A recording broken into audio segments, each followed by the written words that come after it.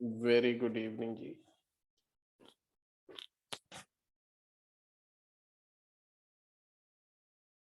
Good evening सात्विक, good evening. Health ठीक है बेटा, but because everyone in the family is COVID positive, so just trying to get COVID negative. वैसे everyone has recovered almost. It's matter of certificate now. Weakness है सबको। Anyway, और बताओ, how is study going on?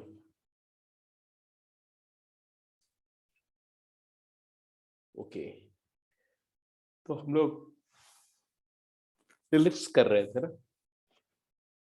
Ellipse पर last, in fact ellipse की सारी properties भी हो गई थी, टेंजेंट नॉर्मल तक हो ही गया था।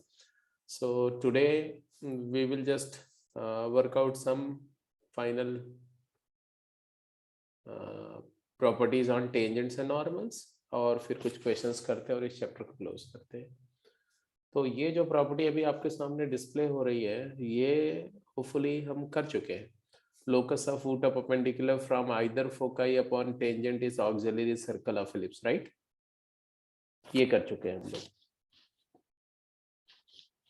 और इसी तरह से एक और प्रॉपर्टी, जिस दिन हमने ये प्रॉपर्टी करी थी उसी दिन एक प्रॉपर्टी और बोली थी, मैंने बोला था इसको आपको होमवर्क हैप करना, कि locus of point of intersection of perpendicular tangent, locus of point of intersection of perpendicular tangent to ellipse is a circle known as director circle of ellipse. तो ये प्रॉपर्टी आप अभी जरा प्रूफ करिए। क्या? Locus of point of intersection of perpendicular tangent is a circle known as director circle of ellipse. अब देखो, इसमें इस प्रॉपर्टी को अगर हमें प्रूफ करना हो तो बात क्या हो रही है, समझो। बात ये हो रही है कि एक इलिप्स है और इस इलिप्स पर अगर दो टेंजेंट्स हैं और टेंजेंट्स दोनों एक दूसरे के म्यूचुअली परपेंडिकुलर हैं, ऐसे मान लो, ऐसे। तो ऐसी दो टेंजेंट, कितनी ऐसी टेंजेंट हो सकती है? There can be infinite such pair of tangents which are perpendicular to each other. ये एंगल π/2 है। तो ये जो पॉइंट ऑफ इंटरसेक्शन P है, ऐसे सारे परपेंडिकुलर पेयर ऑफ टेंजेंट्स का जो पॉइंट ऑफ इंटरसेक्शन P है, वो उसका लोकस जो है वो एक सर्कल है, ये प्रूफ करना है। मतलब अगर मान लो कि यही टेंजेंट को, दोनों टेंजेंट्स को अगर थोड़ा सा शिफ्ट कर दिया जाए, कुछ इस तरह से कर दिया जाए कि मान लो ये टेंजेंट को यहां ले गए और दूसरी टेंजेंट यहां आ गई, तो ये भी एक point of intersection of perpendicular tangent हुआ। ऐसे जितने भी पॉइंट आएंगे अगर उन सबको ज्वाइन कर दिया जाए तो एक सर्कल फॉर्म होगा, और वो सर्कल जो है, उसी सर्कल को हम क्या बोलते हैं? That circle is called director circle of ellipse. तो ये बात हमें प्रूफ करनी है, तो हम क्या करें? तो दो तरीके हैं। This is a tangent which passes through h, k, और हमें इन दोनों के बीच एंगल चाहिए। एंगल दिया हुआ, रादर एंगल दिया हुआ है। एंगल किससे कनेक्ट होता है? स्लोप से। अगर इस वाली टेंजेंट का स्लोप m1 है और इसका स्लोप m2 है, तो m1 m2 मिल गया तो एंगल मिल जाएगा। एंगल दिया हुआ है, मतलब m1 m2 में रिलेशन दिया हुआ है। क्या दिया हुआ है? दिया हुआ है कि m1 और m2 का जो प्रोडक्ट है वो -1 है। तो टेंजेंट हम किस फॉर्म में लें? तो ऑब्वियसली इससे ये बात तो क्लियर होती है कि हमें टेंजेंट को स्लोप के टर्म्स में लेना चाहिए। तो let tangent with slope m, tangent with slope m passes through hk, pass through h, k, m slope की टेंजेंट का इक्वेशन क्या होता है? Every tangent, that is y minus mx is equal to under root of a square m square plus b square satisfies h comma k, satisfies h comma k। मतलब ये line इस point से पास कर रही, ये पॉइंट के coordinate इसको satisfy करेंगे तो आपके पास एक रिलेशन आएगा k minus m times h square is equal to a square m square plus b square. आएगा कि नहीं आएगा? इसका मतलब हो गया, आप इसको ध्यान से देखो तो ये m में क्वाड्रेटिक बन गया। ये क्वाड्रेटिक बहुत यूजफुल है, इससे बहुत सारी बातें प्रूव होती है। k square plus m square into h square minus 2hk into m is equal to a square m square plus b square. अगर इस क्वाड्रेटिक को कंप्लीटली फॉर्म करो तो m स्क्वायर का कोएफिशिएंट क्या आ रहा है और m का कोएफिशिएंट क्या आ रहा है और कांस्टेंट टर्म क्या आ रहा है, जरा इसको आइसोलेट करो तो m स्क्वायर का कोएफिशिएंट है h square minus a square, h square minus a square, और m का कोएफिशिएंट क्या है, m का minus 2hk, minus 2h into k, और कांस्टेंट टर्म क्या रहा है, k square minus b square equal to 0. This is a quadratic in M. What does this mean? What does this quadratic shows? जल्दी बोलो, ये quadratic क्या signify करता है? a by a is equal to -1. नहीं, वो अलग बात है। मैं यहां से ये बोल रहा हूं कि अगर हमने m स्लोप का एक टेंजेंट को h, k से पास किया और स्लोप m में क्वाड्रेटिक फॉर्म हो गया, इसका क्या मतलब है? दो टेंजेंट पास हो। इसका मतलब है कि there are two tangents passing through a point h, k. This signifies two tangents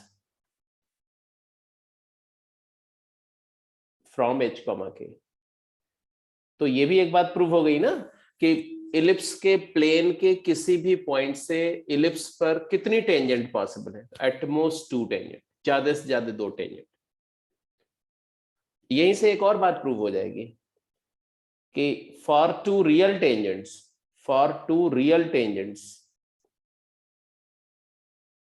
अगर पूछा जाए कि h, k से दो रियल एंड डिस्टिंक्ट टेंजेंट पास हो रही है, इसका मतलब है कि इसका दो रूट आएगा, दो स्लोप होगी, स्लोप की दो वैल्यू आनी चाहिए डिस्टिंक्ट, तो वहां से आ जाएगा d ग्रेटर देन 0, और d ग्रेटर देन 0 करोगे तो आ जाएगा s1 ग्रेटर देन 0 प्रूव हो जाएगा। मतलब प्रूव हो जाएगा कि पॉइंट बाहर लाई करेगा।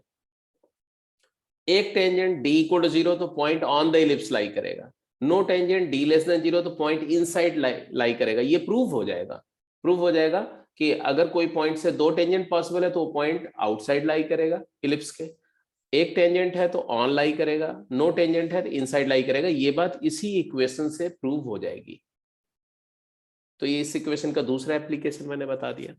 तीसरा एप्लीकेशन क्या है कि अगर क्वेश्चन में ऐसा पूछा जाए कि दो टेंजेंट है इलिप्स के जिनके बीच एंगल अल्फा है, तो उनके पॉइंट ऑफ इंटरसेक्शन का लोकस बताओ। मतलब write the locus of point of intersection of pair of tangent which include angle alpha between them। तो यहां से वो भी प्रूव हो जाएगा। कैसे? क्योंकि अगर ये एंगल अल्फा है तो हम क्या लिखेंगे, tan alpha is equal to m2 minus m1 upon 1 plus m1 m2। लिखेंगे नहीं लिखेंगे? बोलो बेटा, अगर ये एंगल अल्फा हो तो यही लिखेंगे ना हम। तो मोड नहीं आएगा? कोई बात नहीं, मॉड लिख दो, मॉड ले लिया मैंने। और फिर tan स्क्वायर अल्फा जो है वो मॉड हट जाएगा, tan स्क्वायर अल्फा लिख दो तो मॉड हट जाएगा। तो हटा दिया मैंने मॉड, यहां से मॉड हटा दिया और यहाँ परफेक्ट स्क्वायर कर दिया, तो यहाँ आ गया m2 माइनस m1 का whole square upon 1 plus m2 का होल स्क्वायर। अब फिर यहाँ से m2 माइनस m1 का होल स्क्वायर को लिख देना आप m1 प्लस m2 का whole square minus 4m1 m2 upon 1 plus m1 m2 का होल स्क्वायर, और फिर sum of root and product of root की वैल्यू यहां डाल देना, लोकस आ जाएगा। मतलब एक इस तरह के क्वेश्चन की दो टेंजेंट के बीच एंगल 30 डिग्री है तो ऐसी टेंजेंट के पॉइंट ऑफ इंटरसेक्शन का लोकस क्या होगा, दो टेंजेंट के बीच एंगल 45 डिग्री है या 60 डिग्री है तो उनके पॉइंट ऑफ इंटरसेक्शन का लोकस क्या होगा, वो सारे क्वेश्चन भी इसी से प्रूव हो जाएंगे। अब आ जाते हैं जरा इस प्रॉपर्टी पर। प्रॉपर्टी क्या बोलती है कि दोनों टेंजेंट परपेंडिकुलर है, तो परपेंडिकुलर टेंजेंट है तो m1 और m2 का प्रोडक्ट क्या होगा -1। प्रोडक्ट ऑफ रूट क्या होता है, प्रोडक्ट ऑफ रूट होता है k square minus b square constant term divided by leading coefficient h square minus a square equal to -1, और यहीं से आपका लोकस आ गया कि नहीं है। बोलो क्रॉस मल्टीप्लाई करो तो क्या आएगा, k square minus b square is equal to a square minus h square, सब कुछ इधर लाओ, h को x लिखो k को y, तो x square plus y square equal to a square plus b square. तो ये लोकस आ गया। कौन सा लोकस आ गया, locus of point of intersection of perpendicular tangent, and definitely it is a circle concentric with ellipse, concentric with ellipse with, और radius उसका क्या होगा, इसका रेडियस ऑक्सिलरी सर्कल से बड़ा है ना, under root a square b square, r is equal to under root of a square plus B square. तो इसका रेडियस अगर निकालना चाहो तो ऐसा आ जाएगा, ये है तुम्हारा बी, ये वाली टेंजेंट है माइनर एक्सिस वाली, और ये मेजर एक्सिस वाले एंड वाली टेंजेंट है ये, तो यहां से पास करती है, ये सेंटर है, ऐसे यहां पर एक टेंजेंट होगी ऐसे,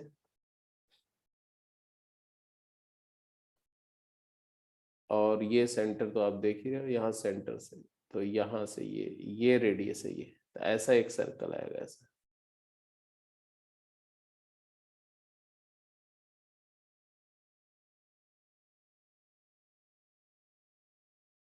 ऐसा सर्कल आएगा।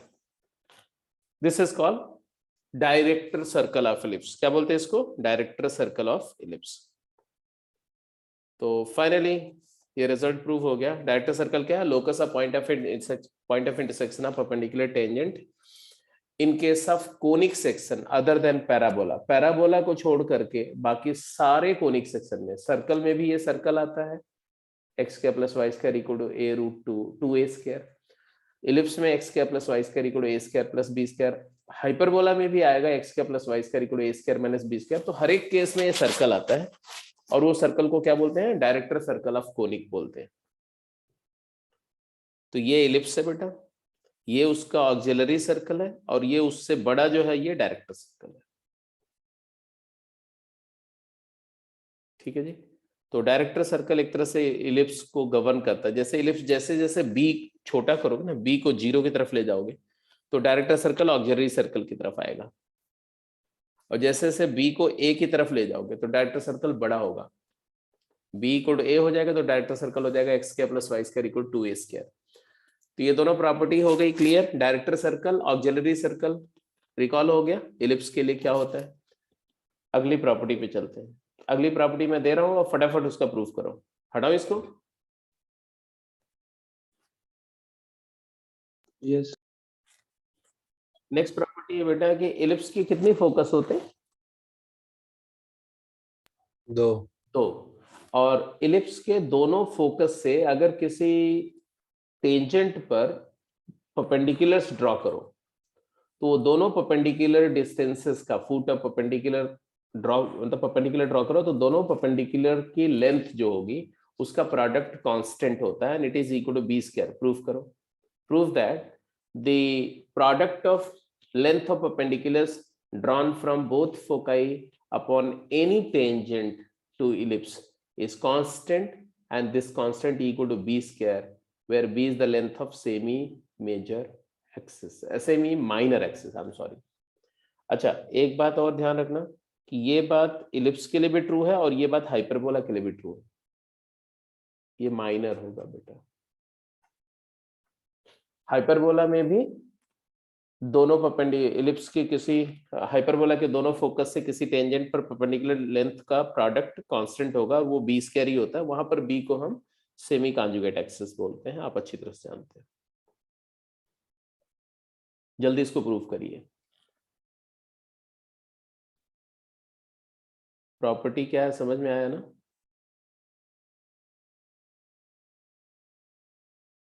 प्रॉपर्टी ऐसी है कि अगर इलिप्स के ये मेजर एक्सिस है और यहाँ पर इलिप्स का एक फोकस है, यहाँ पर इलिप्स का दूसरा फोकस है, तो इन दोनों फोकाई से इस टेंजेंट पर अगर हम परपेंडिकुलर्स ड्रॉ करें ऐसा, ये दोनों परपेंडिकुलर डिस्टेंसेस का जो प्रोडक्ट है, मान लो ये परपेंडिकुलर लेंथ है P1 और ये परपेंडिकुलर लेंथ है P2, ये है तुम्हारा S1 AE0, ये है S2 माइनस AE0, ये है M और ये है N 90 डिग्री। तो आपको P1 इंटू P2 कॉन्स्टेंट दिखाना है। क्या करोगे आप? तो पहले तो हमें टेंजेंट का इक्वेशन लिखना है। टेंजेंट का इक्वेशन किस फॉर्म में लें? तो आपके पास में सबसे सुइटेबल दो ही फॉर्म है, या तो टेंजेंट थीटा के टर्म्स में लो, मान लो ये पॉइंट जहां पर टेंजेंट ड्रॉ हो रही है उस पॉइंट का पैरामीटर थीटा है, या तो स्लोप के फॉर्म में लो।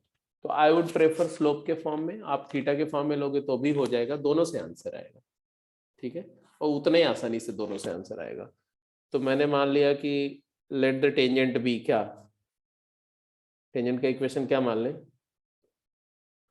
mx minus y plus under root a square m square plus B square equal to 0, be tangent. तो ऑब्वियस सी बात है, what will B P1 length क्या आएगी जिसको आप बोल रहे हो S1M। तो ये लाइन आ गई और ये पॉइंट है A0, तो परपेंडिकुलर डिस्टेंस निकालना तो आता है, किसी भी पॉइंट से किसी लाइन का परपेंडिकुलर डिस्टेंस लिख सकते हो। तो लिखिए, तो क्या लिखोगे आप बोलो? तो x की जगह पर a पुट कर दोगे, y को 0 पुट करोगे, तो आपके पास आएगा MAE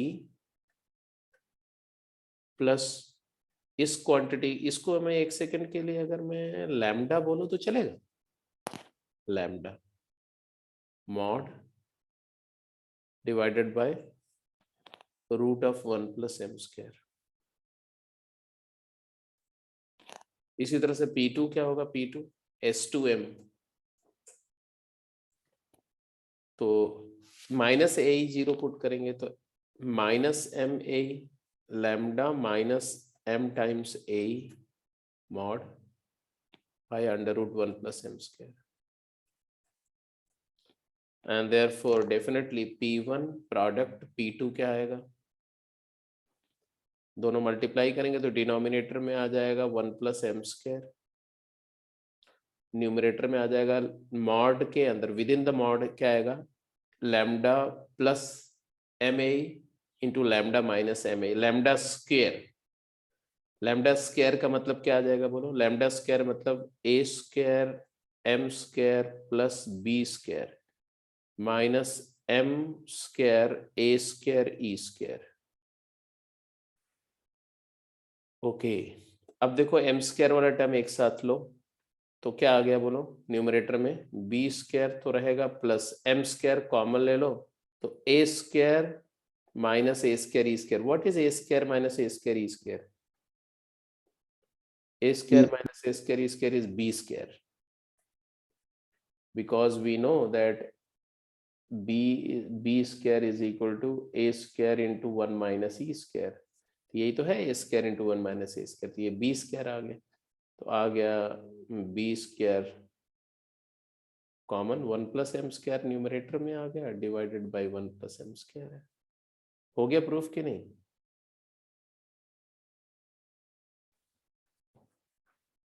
इसी तरह से अगर आप theta parametric equation of tangent ले लें, कैसा, A X by A cos theta, तो B X cos theta plus A Y sine theta minus A B equal to 0। और उस टेंजेंट के रेस्पेक्ट में अगर यही दोनों P1 P2 निकालेंगे तो भी आपका आराम से सॉल्व हो जाएगा, करके देख लेना। ठीक है, तो ये तीसरी प्रॉपर्टी भी क्लियर है। Can we go head? तो एक बार रिकॉल करते जाओ, प्रॉपर्टीज में क्या क्या बोल रहे हो। पहली प्रॉपर्टी क्या थी? Product of perpendiculars, product of length of perpendicular drawn from both foci upon tangent is constant, it is equal to b square, and locus of point of intersection of perpendicular tangent is a circle known as director circle of ellipse. Locus of foot of perpendicular drawn from either foci upon any variable tangent is auxiliary circle of ellipse. So product of length of perpendicular from either foci on a variable tangent to ellipse as well as hyperbola is constant. In case of ellipse, it is called semi-minor axis का square. In case of hyperbola, it is called semi-conjugate axis का square. Both the cases, it is b square. That's it. Tangent at any point. Write down this property. It is called reflection property of ellipse. Tangent at any point, not reflection property, rather reflection property का ये एक reason है, वजह है। Tangent at any point P bisect the external angle and normal at the same point bisect the internal angle between focal distances of P. If you recall the same property in case of parabola, parabola में क्या होता था? Parabola में tangent जो है वो focal distances के बीच के एक्सटर्नल एंगल को बाइसेक्ट करती थी, इंटरनल एंगल को, और नॉर्मल जो है वो एक्सटर्नल एंगल बाइसेक्टर होता था। यहाँ पर क्या है देखो, यहाँ पर टेंजेंट जो है वो एक्सटर्नल एंगल बाइसेक्टर है और नॉर्मल इंटरनल एंगल बाइसेक्टर है। इसमें मतलब क्या है, प्रूफ करो। पहले मैं डायग्राम बना देता हूं, आप इसको प्रूफ करो।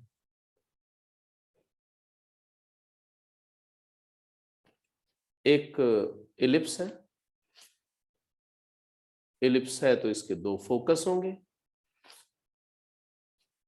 मान लो एक फोकस इधर है, एक फोकस इधर है, तो किसी भी पॉइंट पर दो फोकल डिस्टेंसेस भी होंगी, ऐसा। अगर फोकल डिस्टेंसेस को आप एक्सटेंड कर दो ऐसे,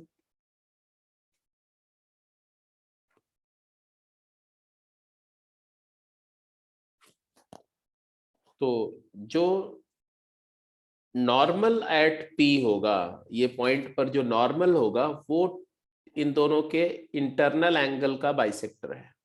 ये नॉर्मल दोनों फोकल डिस्टेंसेस के बीच का इंटरनल एंगल का जो बाइसेक्टर है वो नॉर्मल है। और ऑब्वियसली अगर नॉर्मल इंटरनल बाइसेक्टर है तो अनडाउटेडली जो टेंजेंट होगी वो एक्सटर्नल एंगल बाइसेक्टर हो जाएगी, इसमें कोई डाउट वाली बात हो ही नहीं सकती। तो tangent will be the external angle bisector between the focal distances.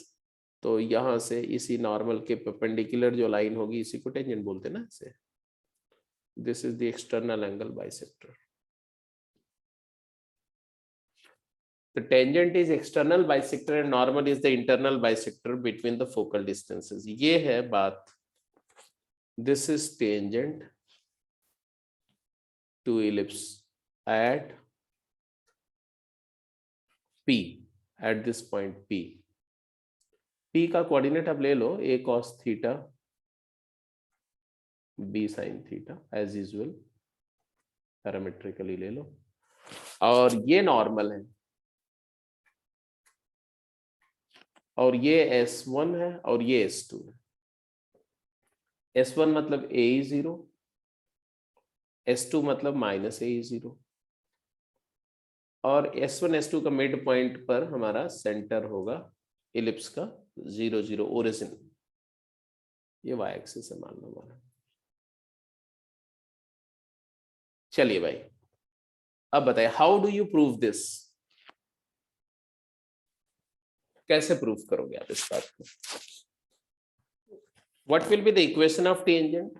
तो टेंजेंट का इक्वेशन होगा x upon a cos theta plus y upon b sin theta equal to 1। What is the equation of normal? तो ये normal का equation भी हमें पता है, याद है, ax secant theta minus by cosecant theta is equal to, बोलो, a square e square, a square minus B square, a square e square. हाँ जी, अब देखो ये सब बातें याद रहनी चाहिए। टेंजेंट नॉर्मल का इक्वेशन तो कम से कम याद रहना पड़ेगा आपको, फोकस के कोऑर्डिनेट तो याद रहने पड़ेंगे ना, ये नहीं कि उसको निकालने लग पड़े वहां पर क्या फोकस क्या होता है, ठीक है। एनीवे, तो ये पॉइंट जी है, जी का कोऑर्डिनेट निकाल लो, क्या आएगा, what is the coordinate of G? y को 0 पुट कर दो, A E square cos theta, A E square cos theta comma 0। Anyway, हाँ आप मुझे बताओ, अगर आपको प्रूव करना है कि ये एंगल और ये एंगल इक्वल है, मतलब अगर ये एंगल अल्फा है तो ये एंगल भी अल्फा है, यही तो प्रूफ करना है एंगल बाइसेक्टर प्रूफ करने के लिए। तो अपने आप ये वाला π/2 माइनस अल्फा और ये, तो ये दोनों भी सेम आ जाएंगे, फिर ये भी सेम प्रूव हो जाएंगे, इन दोनों को सेम प्रूव करते हैं, दोनों प्रूव हो जाएंगे सेम। ये लाइन एंगल बाइसेक्टर है, ये प्रूव करने का सबसे आसान तरीका क्या है? क्यों कौन बताएगा?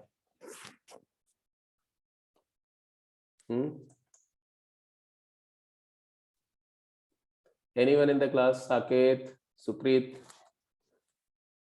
सबरीना, यश, प्रणत, बोलो भाई, केशव, क्या ख्याल है? आयुष? परपेंडिकुलर डिस्टेंस निकाल के दोनों लाइन से कोई नहीं, परपेंडिकुलर डिस्टेंस किसकी? नॉर्मल के किसी पॉइंट की फोकल डिस्टेंस है? Yes sir. नहीं, वो तो नॉर्मल पर कोई पॉइंट लेना ही आपके लिए ट्रबल है, फिर तुम ज्यादा ये कर सकते हो, ये वाला पॉइंट। हाँ, एक सेकंड, आ रहा हूँ बेटा, आ रहा हूँ जस्ट वेट। ऐसे डिस्टेंस निकालोगे तो उसके लिए भी बेटा पहले आपको ये दोनों लाइन का इक्वेशन लिखना पड़ेगा ना। It is very tough, it is not tough, it is very lengthy, it is not feasible. हाँ यस, यश बोल रहे थे तुम कुछ? वो टेंजेंट है तो फिर वो 90-90 बनेगा, और फिर जब जो परपेंडिकुलर है वो उसको बाइसेक्ट कर देगा।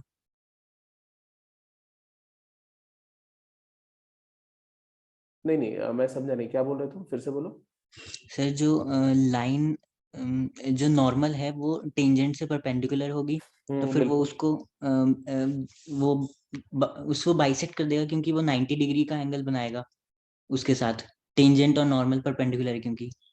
टेंजेंट नॉर्मल परपेंडिकुलर है, ये बात सही है, तो अगर टेंजेंट बाइसेक्ट करेगी तो नॉर्मल भी बाइसेक्ट कर देगा।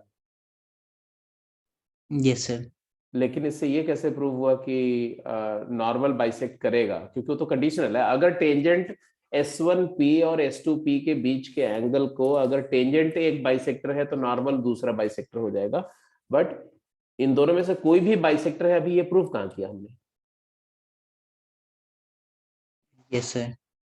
बाइसेक्टर्स परपेंडिकुलर होते हैं, इसलिए if tangent bisects the angle between S1P and S2P, then normal will also bisect the external other angle. But अभी हमने दोनों में से कुछ भी नहीं प्रूव किया। हाँ, एनीवन एल्स? मेहुल, कोई आइडिया? अच्छा, एंगल बाइसेक्टर की कोई प्रॉपर्टी नहीं याद आ रही तुम लोगों को? इन सेंटर। अरे इन सेंटर तो अलग बात है, बट एंगल बाइसेक्टर की क्या, ट्राइंगल के एंगल बाइसेक्टर की कोई प्रॉपर्टी इन सेंटर को बताते समय मैंने प्रूफ करी थी? रेशियो में डिवाइड कर रेशियो वाला यस। तो अगर मुझे ये प्रूफ साइड की रेशियो। अगर मुझे प्रूफ करना हो कि नॉर्मल इंटरनल बाइसेक्टर है, तो क्या आपको लगता नहीं कि हमें ये प्रूफ करना पड़ेगा कि पॉइंट G S1 S2 को साइड्स के रेशियो में डिवाइड करेगा? Yes sir. तो अगर हम ये प्रूफ कर दें कि S1G अपॉन S2G is equal to S1P upon S2P, तो जॉब डन।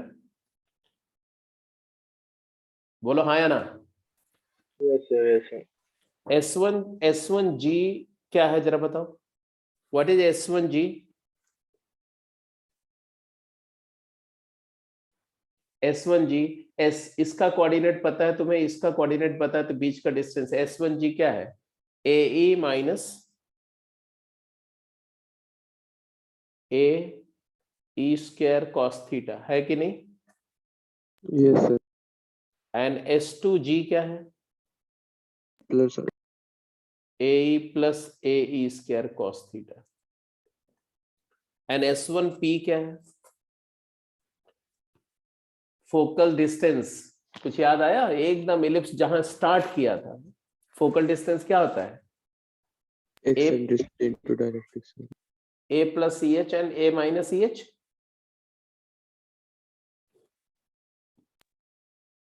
बोलो। Yes, sir. करके दिखाऊं मैं कि याद है आपको?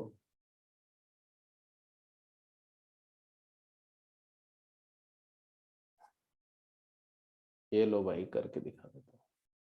मान लो ये फोकस है और ये पॉइंट है, ये A बाई E था, ये H कॉमा K पॉइंट था, तो ये तो H हो गया, H तो A, ये वाली डिस्टेंस कितनी हुई? A by E minus H। और PM का E टाइम्स S1P, तो E टाइम्स PM करेंगे तो आएगा A माइनस EH, और दूसरा वाले फोकस से आता था A प्लस EH, इसलिए दोनों फोकल डिस्टेंसेस का सम कांस्टेंट आता था 2A। याद आया कुछ? हाँ या ना, तुरंत बोलो यार। Yes, sir. आ गया. S1P आता था A माइनस EH, S2P आता था A प्लस EH, और S1P plus S2P is constant. याद आया कुछ? इस पर क्वेश्चन भी कर चुके हैं साहब। ठीक है, तो ये आ गया तुम्हारा AH, यहां पर H की जगह A cos थीटा है, क्या आएगा? S1P is A minus EH AE cos theta, and S2P क्या आ जाएगा? A plus AE cos theta. तो it is very clear that S1G divided by S2G is equal to, इन दोनों में से E कॉमन ले लो, E, तो E times A minus AE cos theta divided by, यहां से भी E कॉमन ले लो, यहां से E times A plus AE cos theta. E cancel कर दो तो it is equal to S1P upon S2P, and therefore normal bisects the internal angle. Normal bisects the internal angle between S1P and S2P, focal distances of P. और normal अगर internal bisector है तो tangent क्या हो जाएगा? And hence tangent is external bisector.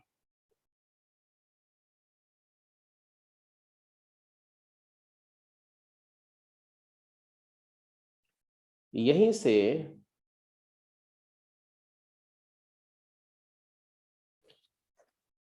एक property proof होती है जिसको रिफ्लेक्शन प्रॉपर्टी ऑफ इलिप्स बोलते हैं। क्या रिफ्लेक्शन प्रॉपर्टी बोलती है कि अगर इस फोकस पर एक लाइट सोर्स रख दो, तो इस लाइट सोर्स से निकलने वाली सारी रेज, यहां से जो रे ऐसे निकलेगी वो इलिप्टिकल मिरर से रिफ्लेक्ट होगी, इलिप्टिकल सरफेस से रिफ्लेक्ट होगी। ये नॉर्मल है, I इक्वल टू R, तो वापस रिफ्लेक्शन के बाद कहां जाएगी? सेकेंड फोकस से गुजरेगी। मतलब a light ray emerging from one focus of the ellipse after getting reflected from elliptical surface, it pass through another focus. फिर इस फोकस से आएगी तो आगे जाएगी, फिर से यहां पर रिफ्लेक्ट होकर के फिर से फर्स्ट फोकस से पास करेगी, और फिर यहां से आएगी, फिर से रिफ्लेक्ट होकर के सेकंड फोकस से पास करेगी। तो अगर किसी एक फोकस से लाइट रे निकलेगी तो वो दूसरे से पास करेगी, फिर पहले से पास करेगी, फिर दूसरे से पास करेगी, फिर पहले से पास करेगी, ऐसे करते करते लास्ट में वो ऐसे फोकस से फोकस के बीच में ऐसे ऑसिलेट करने लगेगी। तो पूरी तरह से वो इसी केबल के अंदर ट्रैप हो जाएगी वो लाइट रे। तो this is a reflection property of elliptical section, elliptical mirror which is used in optical fibres. तो जितने भी ऑप्टिकल फाइबर्स होते हैं ना उसमें ये वाली प्रॉपर्टी का इस्तेमाल करते हैं इलेक्ट्रोमैग्नेटिक ट्रांसमिशन के लिए। एनीवे हटाए इसको, क्लियर है यहाँ तक? Yes sir clear. अच्छा, तो रिफ्लेक्शन प्रॉपर्टी समझ में आ गई और टेंजेंट नॉर्मल की ये वाली प्रॉपर्टी भी समझ में आ गई, इंटरनल एंड एक्सटर्नल बाइसेक्टर वाली प्रॉपर्टी। ये प्रॉपर्टी याद रखना, ये बहुत इंपॉर्टेंट है क्योंकि ये हाइपरबोला और इलिप्स की कंबाइंड एक प्रॉपर्टी इसको इस्तेमाल भी करेगी। चलिए इस क्वेश्चन का आंसर करिए। अ रे एमिनेटिंग फ्रॉम पॉइंट 0, -√5, 0, -√5 एक पॉइंट है, वहां से एक रे निकल रही है which is incident on the ellipse 9x² + 4y² = 36 at point P with abscissa 1. Find the equation of the reflected ray after first reflection. चलिए जल्दी आंसर करिए।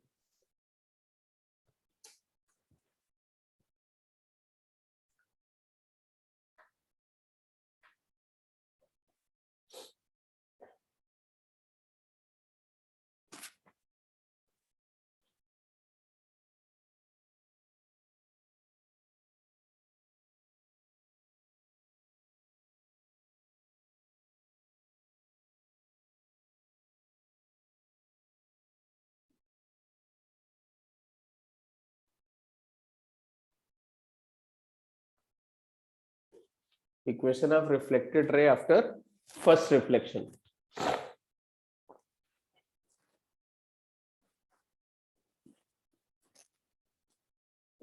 पहले तो ये इलिप्स कैसा है, इलिप्स का इक्वेशन को थोड़ा ध्यान से देखो। तो इलिप्स का इक्वेशन है x²/4 + y²/9 = 1। It's a vertical ellipse,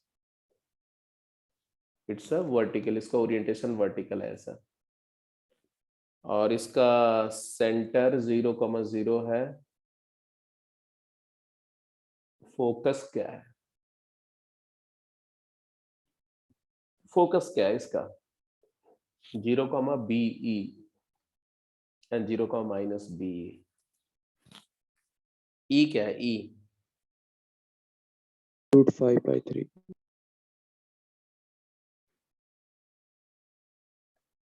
BE क्या हो जाएगा, B is 3, semi major axis is 3, तो √5 मतलब 0, √5 is one focus and 0, -√5 is another focus.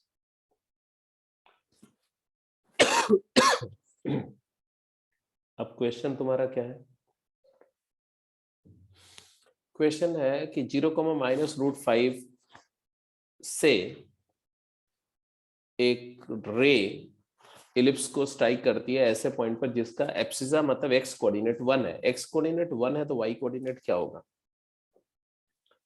X को 1 पुट कर दो तो वाई की वैल्यू क्या आएगी, 27/2। कुछ आएगी, लिख देते हैं। मान लो ये पॉइंट एक्स कोऑर्डिनेट 1 है, यहाँ भी एक्स कोऑर्डिनेट 1 वाले 2 पॉइंट होंगे, ऐसे देखो ऐसे, एक ये भी हो सकता है और एक ये भी हो सकता है। अगर ये वाला पॉइंट लेंगे तो 1, क्या आएगा,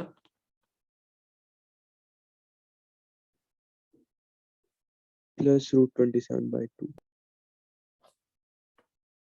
√27 मतलब 3√3 है, यस। और ये आ जाएगा 1, -3√3/2। क्लियर है? अब अगर कोई लाइट रे यहां से निकल रही है और यहां स्ट्राइक कर रही है, तो स्ट्राइक करने के बाद कहां से जाएगी, यहीं से जाएगी। अगर यहां स्ट्राइक कर रही है तो भी यहीं से जाएगी बाय रिफ्लेक्शन प्रॉपर्टी। तो हमें रिफ्लेक्टेड रे का इक्वेशन लिखना है, तो डिपेंड करता है कि कौन सा केस है। मैं अभी ये वाला केस की बात कर रहा हूँ, ए वाले केस पर। तो अगर 1, 3√3/2 पर स्ट्राइक कर रही है लाइट रे, P point, sorry P A point है पी, और ये क्यों है, तो PS2। तो रिफ्लेक्टेड रे का इक्वेशन मुझे लिखना है, लिख सकते हैं ना, 2 पॉइंट फॉर्म, एक पॉइंट ये है और एक पॉइंट ये है, 2 पॉइंट फॉर्म में इलिप्स इक्वेशन लिखना। स्लोप लिख दो, स्लोप क्या है रिफ्लेक्टेड रे का स्लोप,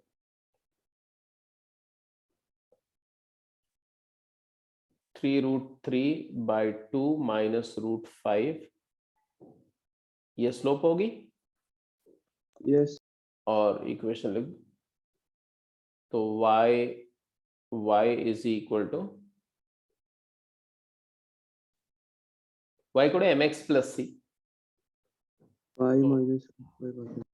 3√3 माइनस 2√5 डिवाइडेड बाय 2, ये स्लोप हो गया, इंटू x प्लस √5, ये है रिफ्लेक्टेड रे का इक्वेशन। क्लियर है? Yes, sir.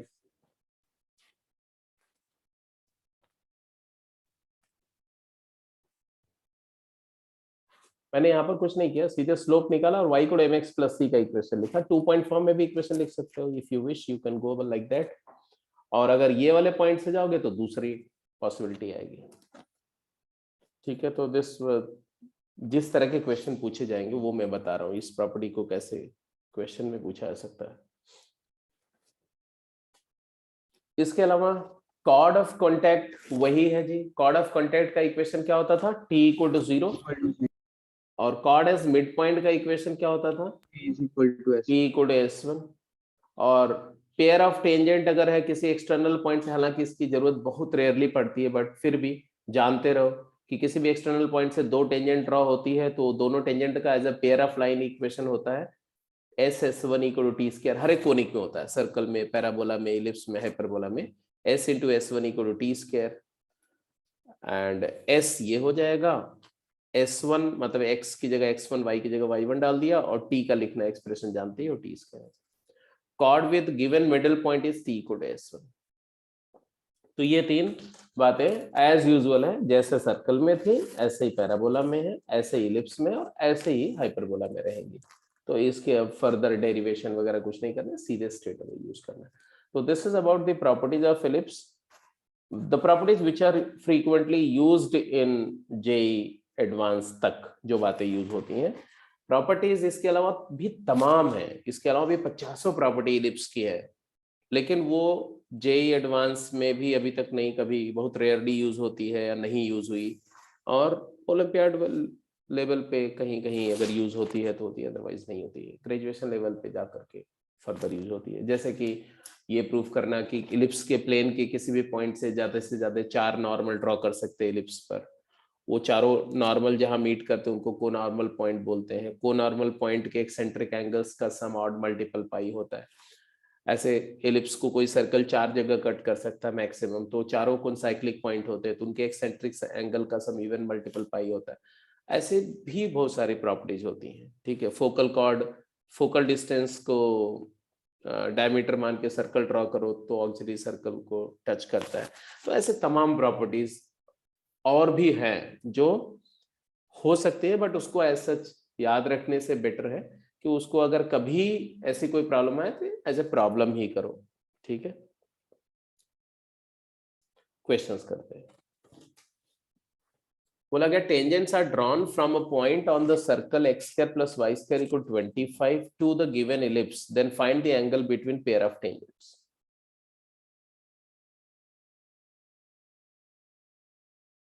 एक इलिप्स है और एक सर्कल है। बोल रहे हैं इस सर्कल से इलिप्स पर टेंजेंट ड्रॉ हो रही है। ऐसे एक इलिप्स है और एक ऐसा सर्कल है। तो बोल रहे हैं कि सर्कल से इलिप्स पर टेंजेंट ड्रॉ हो रही है, 2 टेंजेंट ड्रॉ हो रही है, तो उन टेंजेंट के बीच एंगल क्या है। जब भी इस तरह की कोई प्रॉब्लम आए तो आपको क्या देखना चाहिए?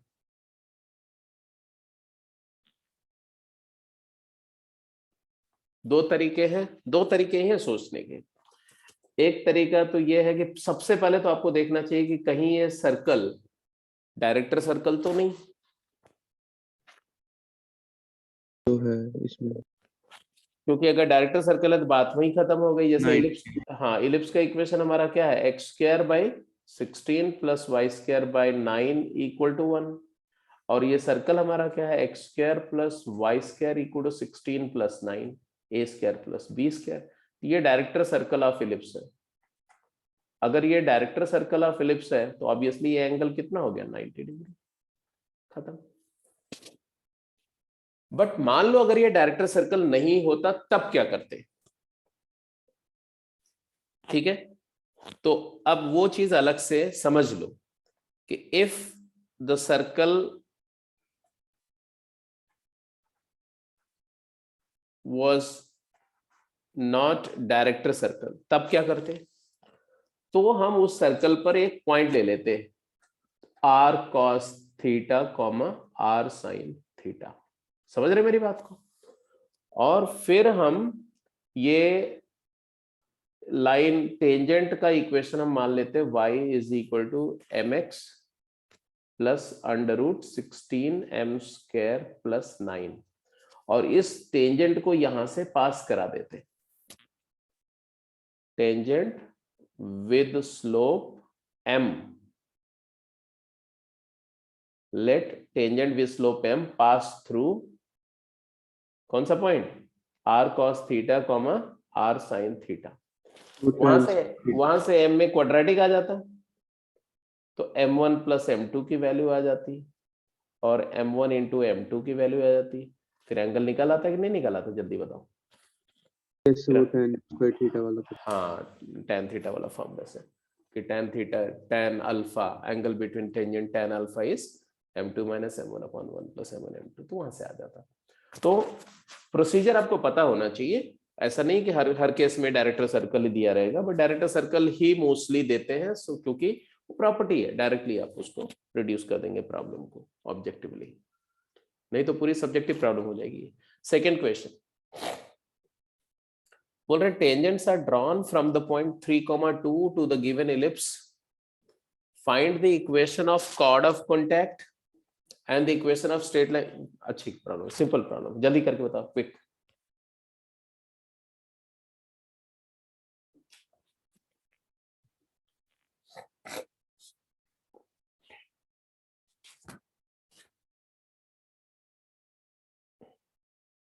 t is equal to 0 से तो कोड ऑफ कॉन्टैक्ट है t is equal to s1 Tangent are drawn from the point this to ellipse, find the equation of chord of contact। तो chord of contact का इक्वेशन तो t equal to 0 हो ही गया सीधे,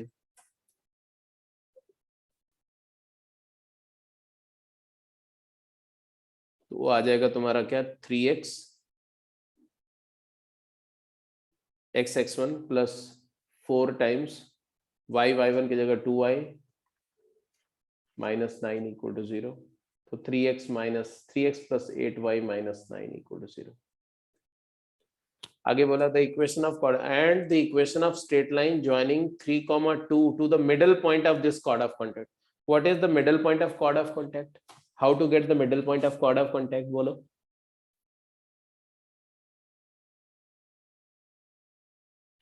कोड एज मिड पॉइंट का use करके alpha comma beta mid point. हाँ, right, chord as midpoint alpha beta t equal to s1, तो क्या आएगा जरा बताओ, alpha x plus 4 into beta y is equal to s1 मतलब alpha square plus 4 beta square,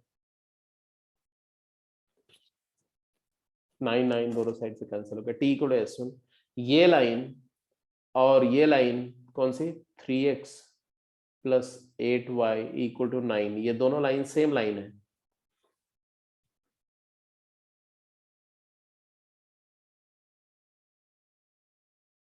क्योंकि इसी कॉर्ड ऑफ कॉन्टैक्ट के मिड पॉइंट को हमने अल्फा बीटा माना है ना। तो बात समझ में आ रही कि नहीं? Yes sir. अब इससे अल्फा बीटा आ जाएगा कि नहीं आ जाएगा, alpha by 3 is equal to beta by 2 is equal to alpha square plus 4 beta square by 9। अब यहां से देखो तो बेस्ट तरीका क्या है कि इस इक्वालिटी से इसको इक्वल टू k मान लो, तो अल्फा 3k हो गया और बीटा 2k हो गया। अब इसको हम किसी एक इक्वेशन में डाल दें, जैसे कि alpha 3 alpha is equal to alpha square plus 4 beta square है, दिस इक्वल टू दिस करके, और इसमें अल्फा की जगह 3k और बीटा की जगह 2k डाल दो, तो ये 9k हो जाएगा, ये 9k स्क्वायर हो गया, और बीटा 2k डाला तो 16k स्क्वायर हो गया, तो यहाँ से 25k square is equal to 9k, तो यहाँ से k की वैल्यू 0 तो हो नहीं सकती, इसलिए हमने k की दूसरी वाली वैल्यू ले ली 9/25। अब k आ गया तो कोऑर्डिनेट्स आ गए, क्या 27/25 कॉमा बीटा 2k 18/25। ये आपका पॉइंट आ गया, कौन सा पॉइंट आ गया, mid point of chord of contact. अब मिड पॉइंट को 3,2 से ज्वाइन करने वाली लाइन का इक्वेशन लिख जाओ, खत्म। ये सेकंड क्वेश्चन भी सिंपल था, गो अहेड नेक्स्ट क्वेश्चन पे चलते हैं।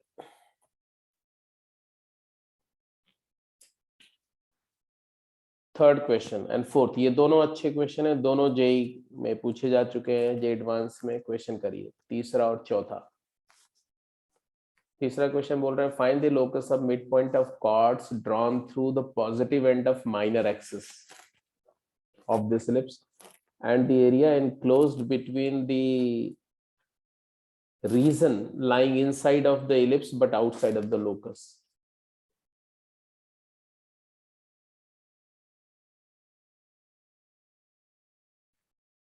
एक ऐसा इलिप्स है और इस इलिप्स के बारे में क्या इंफॉर्मेशन दी जा रही है, इसके positive end of minor axis से कॉर्ड ड्रॉ हो रही है, कितनी कॉर्ड ड्रॉ हो रही है, तो obviously infinite many chord possible है, ऐसे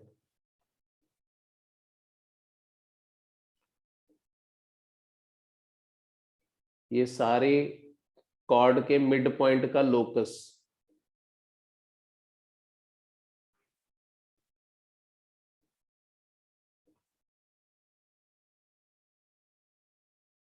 ऐसे ही होगा। ये भी एक कॉर्ड है, ये वाली माइनर, तो ऑब्वियसली मिड पॉइंट की बात करें तो मिड पॉइंट तो एक मिड पॉइंट तो ये होगा, सबसे फारदेस्ट मिड पॉइंट, फिर यहाँ कहीं मिड पॉइंट आएगा, फिर यहाँ कहीं मिड पॉइंट आएगा, फिर यहाँ कहीं मिड पॉइंट आएगा, ऐसा ऐसे इधर भी मिड पॉइंट इधर आएगा, सिमेट्रिकली ऐसे कुछ मिड पॉइंट आएगा ऐसे। तो ऐसा कुछ एक ऐसा कर्व बनेगा ऐसा, तो आपको बोल रहे हैं कि ये जो भी कर्व बनेगा, मान लो ऐसा एक कर्व बन गया, पॉसिबली इलिप्स ही बनेगा क्योंकि एक एंड पॉइंट फिक्स है, दूसरा एंड पॉइंट इलिप्स पे मूव कर रहा है, तो मिड पॉइंट का लोकस भी इलिप्स ही आएगा ऐसा। बट वो इलिप्स का लोकस हमें चाहिए, तो क्या करें हम, कैसे करें, तो मिड पॉइंट एक कोई पॉइंट ले लो, मान लो ये कॉर्ड का मिड पॉइंट, मान लो ये पॉइंट है बी और ये पॉइंट है सी, और BC का मिड पॉइंट M है, M का कोऑर्डिनेट H, K है। तो क्या खास बात है, खास बात यह है कि एक कॉर्ड जिसका मिड पॉइंट HK है वो कहां से पास कर रही है, कहां से पास कर रही है, 0,B से पास कर रही है। Cord with mid point H, K passes through 0,B, isn't it? तो equation of cord with mid point HK क्या होगा, मिड पॉइंट H, K क्या होगा, T इक्वल टू S1 लिखो, तो T क्या लिखोगे, T H x1 upon A square plus KY upon B square -1 is equal to S1 H square upon A square plus K square upon B square -1, तो -1 लिखने का जरूरत नहीं है, यहाँ भी -1 कैंसिल हो जाएगा, इसको ये है chord as mid point H, K and it passes through, कौन सा पॉइंट से पास कर रही है, कौन से पॉइंट से ड्रॉ हो रही है कॉर्ड, 0, यस, तो passes through 0, b, तो 0 b इसको सेटिस्फाई करेगा, तो x को 0 और y को b पुट कर दो। तो x को 0 पुट करोगे ये टर्म चला गया, y को b पुट किया तो आ गया b k upon b square और h square upon a square plus k square upon b square minus this equal to 0। यही है।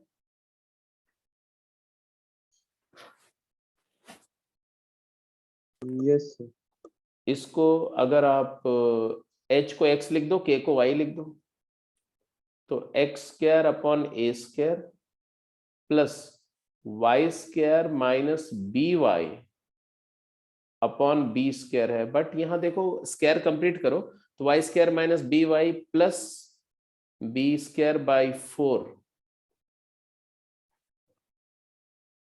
y के कोएफिशिएंट का आधा किया, उसका स्क्वायर ऐड सब्ट्रैक्ट किया, minus B square by 4 equal to 0। अब जरा देखो कि ये इक्वेशन है क्या। ये इक्वेशन आ रहा है बेटा x square upon a square plus y minus b by 2 का whole square upon b square is equal to 1/4 is equal to B square by 4 by b square, तो 1/4।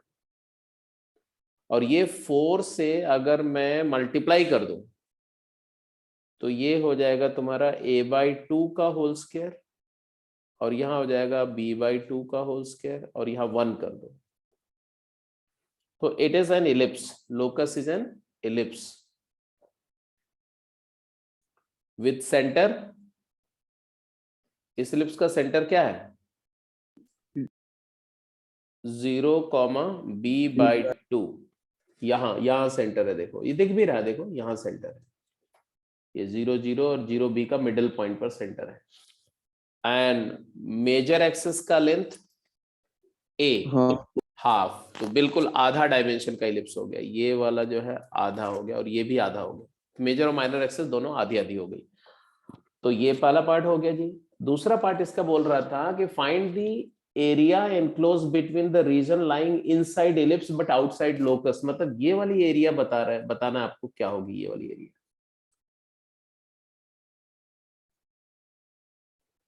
तो ये एरिया को कैलकुलेट कर सकते हैं आप, आई डोंट थिंक इसमें कोई ट्रबल है। ये वाली एरिया 4 pi a भी होती है। हाँ, तो पाई इलिप्स की एरिया होती है पाई ए बी, तो बड़े वाले इलिप्स की एरिया माइनस छोटे वाले इलिप्स की एरिया, तो पाई ये ए pi a भी एग्जैक्ट होती है एलिप्स की। एग्जैक्ट पाई ए बी होती है। एग्जैक्ट मतलब बिल्कुल एग्जैक्ट पाई ए बी होती है, तो pi A B minus pi a/2 into b/2 pi A B by 4, तो this area will be equal to shaded region की एरिया होगी 3/4 पाई ए बी। और ये बात को आप कई तरह से प्रूव कर सकते हो, इलिप्स के अंदर में और ऐसा सर्कल लेकर के, उसका ऑक्सिलरी सर्कल लेकर के, और आप बोल सकते हो कि ये जो एरिया का स्ट्राइप बनता ना, ये वाली एरिया और ये वाली एरिया, इन दोनों एरिया का रेशियो b/a होगा। मतलब इलिप्स का जो ये वाली स्ट्राइप की एरिया और जो ऑक्सिलरी सर्कल वाला स्ट्राइप है ये वाली एरिया का रेशियो b/a होगा। y कोऑर्डिनेट और इसलिए इलिप्स की एरिया ऑफ इलिप्स और एरिया ऑफ सर्कल का रेशियो भी b/a होगा, क्योंकि ऐसे इन्फिनाइट स्ट्राइप में ब्रेक कर सकते हैं आप। तो इसलिए एरिया ऑफ इलिप्स जो होगा वो होगा b/a times area of the circle, that is pi A square, तो इसलिए आ जाएगा पाई ए बी। और ये इंटीग्रेशन से फर्दर प्रूफ भी हो जाता है, प्रॉपर रिगरस प्रूफ भी हो जाता है। तो this area of ellipse is pi A b and it is exact area, it is not like approximate नहीं है, एग्जैक्ट है। ठीक है जी, तो ये हो गया, ये वाली बात खत्म हो गई। थर्ड क्वेश्चन हो गया। फोर्थ क्वेश्चन करके बताइए जल्दी से। चलिए फोर्थ क्वेश्चन आप अपने आप ट्राई करिए। अच्छी प्रॉब्लम है, जेई की बहुत बढ़िया प्रॉब्लम है, तो करिए जरा, तो देखते हैं कौन कर पाता है। Question number 4, try yourself. 5 minute time पूरा दे रहा हूं मैं, 5 मिनट टाइम दे रहा हूं। अब उससे अगर 5 मिनट में आपको ट्रैक मिल जाएगा तो 1-2 मिनट और भी ले लीजिए, बट इसका आंसर निकाल के दिखाइए मुझे। वर्टिकल एलिप्स की एवरटेंजेंट की इक्वेशन क्या वर्टिकल एलिप्स की एवरटेंजेंट की इक्वेशन क्या होती है? मतलब समझ तो आ गया कैसे होएगा, बट वो नहीं पता है वर्टिकल एलिप्स की एवरटेंजेंट की इक्वेशन।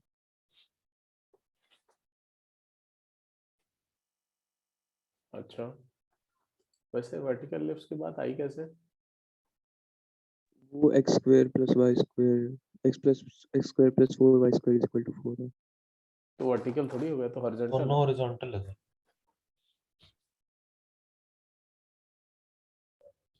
सर इन दोनों का पॉइंट ऑफ इंटरसेक्शन निकाल के नहीं कर सकते?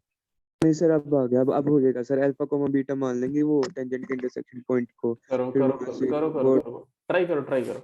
एक इलिप्स है x square by 4 plus Y square by 1 equal to 0, दोनों कॉन्सेंट्रिक इलिप्स हैं। और एक इलिप्स है x square by 6 plus Y square by 3 equal to 0, ऐसा कुछ। दोनों का सर फिर सेंटर ये सेम। मीट कैसे करेंगे? कहाँ मीट करने की बात कहाँ हो रही है भाई साहब? मिस्टर लिखा गया केशवानंद, अच्छा। केशवानंद भारती, कहाँ मीट कर रही, जरा बता दो मुझको तुम। मैंने क्वेश्चन गलत पढ़ लिया। बोला गया था tangent to this ellipse, this मतलब छोटा वाला इलिप्स की एक टेंजेंट है, और वो टेंजेंट बड़े वाले इलिप्स को दो जगह मीट कर रही है। समझ रहे हो ना? ऐसे मान लो ऐसे। फिर बोल रहे हैं कि द इलिप्स, ये वाला इलिप्स कौन सा है? X square by 4 plus Y square by 1 equal to 1। और ये इलिप्स कौन सा है? X square by 6 plus Y square by 3 equal to 1। इस इलिप्स की एक टेंजेंट है किसी पॉइंट P पर, जो बड़े वाले इलिप्स को P एंड Q पर मीट कर रही है। फिर P और Q पर टेंजेंट है किसकी? एक्सटर्नल इलिप्स की।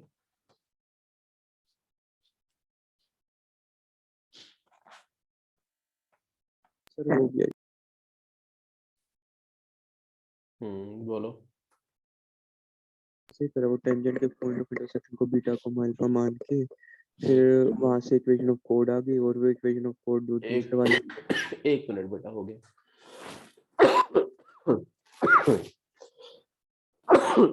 सॉरी, ये पॉइंट P को H कॉमा के या अल्फा बीटा कुछ मान लिया, ठीक है, सही बात है। तब इस पॉइंट अब पी क्यू की इक्वेशन आ जाएगी, और वो पी क्यू टेंजेंट होगी एलिप्स की, तो हमारे पास दो इक्वेशन बन जाएंगी एक ही मतलब चीज के लिए। और फिर वहां से कंपेयर करके हमारे पास root of alpha square plus beta square की वैल्यू आ जाएगी, और फिर हम वो दिखा देते हैं कि वो ऑक्सिलरी सर्कल पे लाई करेगा। ऑक्सिलरी नहीं, डायरेक्ट सर्कल। डायरेक्ट है सर्कल। या ऐसे बोलो कि आपको दिखाना है कि H कॉमा K का लोकस डायरेक्टर सर्कल है, राइट? तो एक तरीका ये है कि इस पर एक पॉइंट लेके टेंजेंट लिखो, पॉइंट ऑफ इंटरसेक्शन निकालो, फिर टेंजेंट लिखो, फिर उनके बीच एंगल। वो बहुत लेंथी है, वो बहुत इम्प्रैक्टिकल है। उल्टा सोचो कि इस पॉइंट के लिए ये लाइन क्या है? कॉर्ड ऑफ कॉन्टैक्ट है। PQ is chord of contact किसका? ऑफ इलिप्स, बड़े वाले इलिप्स का।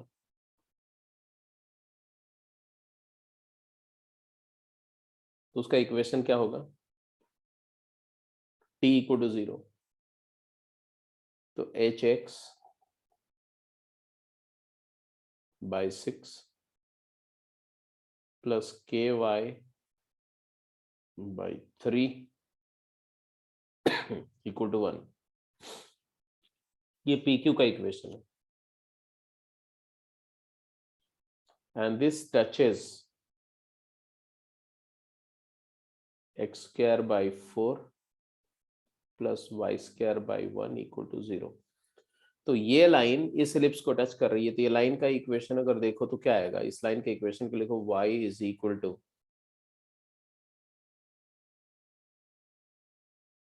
3/k times 1 minus hx by 6। y को mx प्लस c का फॉर्म में ले जा रहे हैं तो क्या आएगा, minus h/2k into x plus 3/k। तो m क्या है, what is slope, slope m0 minus h/2k and intercept c क्या है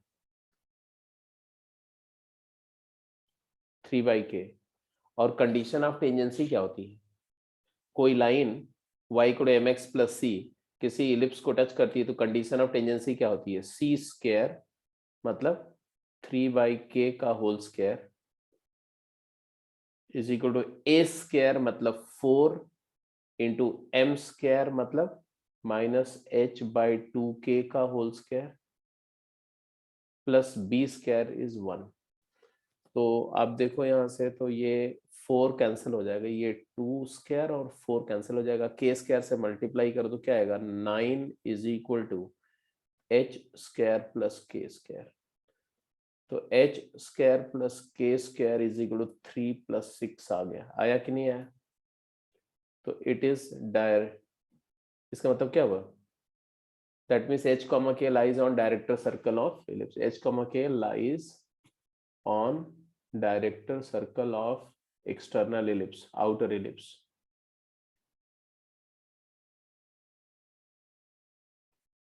इसका मतलब है कि ये एंगल कितना होगा π/2, ये प्रूव हो गया। तो ये IIT के एडवांस का प्रॉब्लम है, पूछा जा चुका है काफी पहले। तो देखा उल्टा सोचना था, मतलब जैसे जैसे उन्होंने प्रॉब्लम को बिल्ट किया वैसे नहीं सोचना है, क्योंकि वैसे सोचेंगे तो आप यहाँ पर एक पॉइंट लेंगे पैरामेट्रिकली मान लो, फिर टेंजेंट का इक्वेशन लिखेंगे, फिर टेंजेंट को बाहर वाले एलिप्स के साथ सॉल्व करेंगे, फिर पॉइंट आएगा, फिर टेंजेंट लिखेंगे, फिर इंटरसेक्शन पॉइंट, वो नहीं सोचना है। वो उसका जस्ट उल्टा सोचा कि मान लो ये पॉइंट एच के है तो इसके रेस्पेक्ट में ये कॉर्ड ऑफ कांटेक्ट इसको टच कर रही है, सिंपल एक लाइन में आंसर। ठीक है जी, तो this is something about the ellipse and its properties. ऐसे ही प्रॉब्लम बनती है, प्रॉब्लम तो और भी है बट ये सारी प्रॉब्लम जो होंगी वो सब कहीं ना कहीं आपको, ये क्वेश्चन तो हम कर ही चुके हैं। ठीक है, ये 5th क्वेश्चन नोट कर लो, इसको आप प्लीज कर लेना, अच्छा क्वेश्चन है, काफी अच्छा क्वेश्चन है। तो और बाकी जो इलिप्स की गेम है उसको कर जाना, इलिप्स की 2 गेम होंगे आई थिंक, 3 थी सर, वो 2 तक कर ली, तीसरी है। हाँ तो इलिप्स की तीसरी गेम तक कर जाओ और फिर वहीं से हाइपरबोला स्टार्ट हो जाएगा, तो हाइपरबोला की भी फर्स्ट गेम शुरू कर दो। तो अब अगले 3-4 लेक्चर में हाइपरबोला करेंगे और फिनिश हो जाएगा ये पूरा कहानी कंप्लीट। मतलब है आप फिर जे एडवांस की कोई भी प्रॉब्लम कर सकते हैं, फर्स्ट ईयर के सारे सवाल कर सकते हैं, कुछ भी कर सकते हैं। तो आज का डिस्कशन को यहीं पे समराइज कर दो। मैं अभी आज मैं थोड़ा सा पैराबोला की कुछ जो आपके डाउट्स थे उसको मैं कर रहा था, तो उसको अभी मैं शेयर करूंगा। ठीक है, मैं ऐसे हैंड रिटन सोल्यूशन शेयर कर देता हूँ और बाद में जब थोड़ा सा स्ट्रेंथ गेन कर लूंगा तो फिर उसका एक वीडियो सोल्यूशन भी बना दूंगा।